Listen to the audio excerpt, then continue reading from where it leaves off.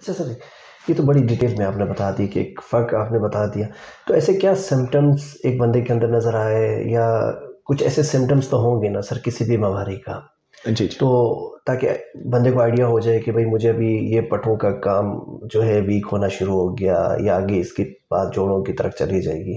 तो कोई ऐसी कोई विज़िबल चीज़ें नज़र आती हैं सर? जी, जी, मतलब यानी थकावट, जोड़ों का सूजन, पट्टों की कमज़ोरी, पट्टों में सूजन और रैश, बॉडी पे आना, जिल्द का सुर्ख होना, सुर्खी आना और आँखों की जो है ना सुर्खी, आँखों की नज़र का, आईसाइट का मसला, इसी तरह चौथे पेशाब में खून आना, ये सारे जो है इन रोमेटोलॉजी की जो रोमेटोलॉजी की जो बीमारियां हैं उनका एक मजमूई अलामात होते हैं। ये जो जितनी बीमारियां हैं, क्या ये मोरसी होते हैं? वाले से आप क्या कहेंगे सर? आपने बहुत अच्छा क्वेश्चन किया है। कुछ हमारी बीमारियां जो है ना वो ज़ाहिर बात है बीमारी से मोरसी होती हैं, जो कंजेनाइटल होते हैं या चाइल्डहुड में, बचपन में इनके मैनिफेस्टेशंस होते हैं। जैसे हमारे यहाँ बच्चों में जो गंठिया का एक टाइप का मर्ज़ है, छोटे जोड़ों की जो है बीमारी है, बड़े जोड़ भी इन्वॉल्व होते हैं, जीआईए जो इससे कहते हैं। तो ये बचपन में बिलो 16 ईयर्स तक होती है। बाद में जो है ना ये रोमेटॉइड आर्थराइटिस बनता है। और इनकी जो है हिस्ट्री बिल्कुल पॉजिटिव हो सकती है इनके पेरेंट्स में, रोमेटॉइड आर्थराइटिस और या अदर कनेक्टिव टिश्यू डिसऑर्डर्स की। और इसी तरह पट्टों की जो बीमारी हैं, जो मतलब बचपन में इनके आसार ज़ाहिर होते हैं, जो डिचन मस्कुलर डिस्ट्रॉफी हैं और भी मस्कुलर डिस्ट्रॉफीज़ होते हैं, जिनका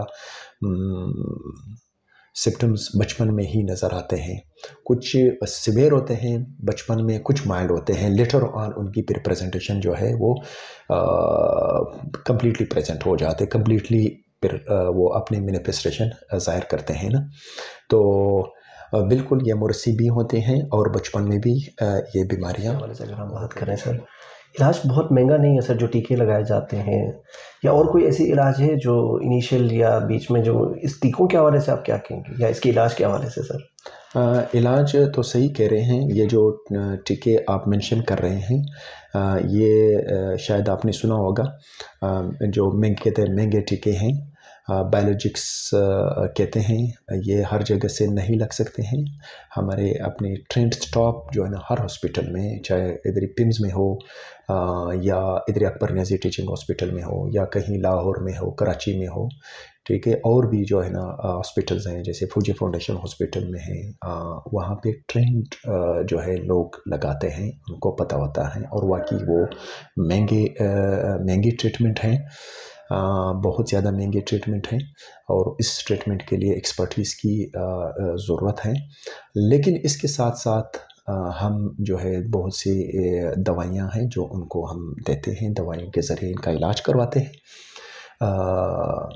जो कॉमनली मार्केट में अवेलेबल हैं, और उनको फिर हम फ्रिक्वेंटली मॉनिटर करते हैं 2-2, 3-3 महीने के बाद।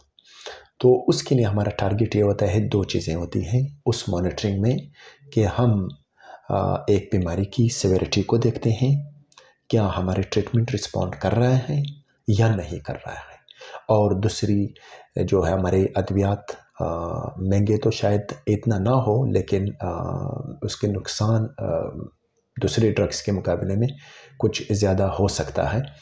तो उनकी साइड इफ़ेक्ट्स को मॉनिटर करने के लिए हम पेशेंट को बुलाते हैं 3-3 महीने के बाद, और उनकी जो बेसिक टेस्ट है उनके साथ बुलाते हैं कि जी बीमारी रिस्पॉन्ड कर रहा है, बीमारी कम हो रही, बीमारी की शिद्दत कम हो रही है, और या ड्रग्स के साइड इफ़ेक्ट जो मुज़र असरात हैं वो पेशेंट में डेवलप तो नहीं हो रहे। सर आपने टेस्ट की बात की, तो इनिशियली क्या क्या जो टेस्ट किए जाते हैं अगर ऐसे सिचुएशन हो जाए सर? जी, हम पहले बेसिक टेस्ट करवाते हैं, इसी खून के जो ब्लड सीपी हैं, और एलएफटीज़ हैं, वो भी एएलटी और आरएफटीज़ में से हम क्रेटिनिन करवाते हैं, और एक्सरे करवाते हैं, एक्सरे की ज़रूरत पड़ती है, कुछ सीपीके करवाते हैं, यूरिक एसिड करवाते हैं। वो डिपेंड करता है कि जी कौन सी बीमारी है। और फिर जो है जब हम ट्रीटमेंट शुरू करवाते हैं, फिर इन्हीं की जो है ना कुछ जो इन्फ्लामेटरी मार्कर्स होते हैं उनके ज़रिए उनको मॉनिटर करते हैं 3 मंथ्स के बाद। तो सर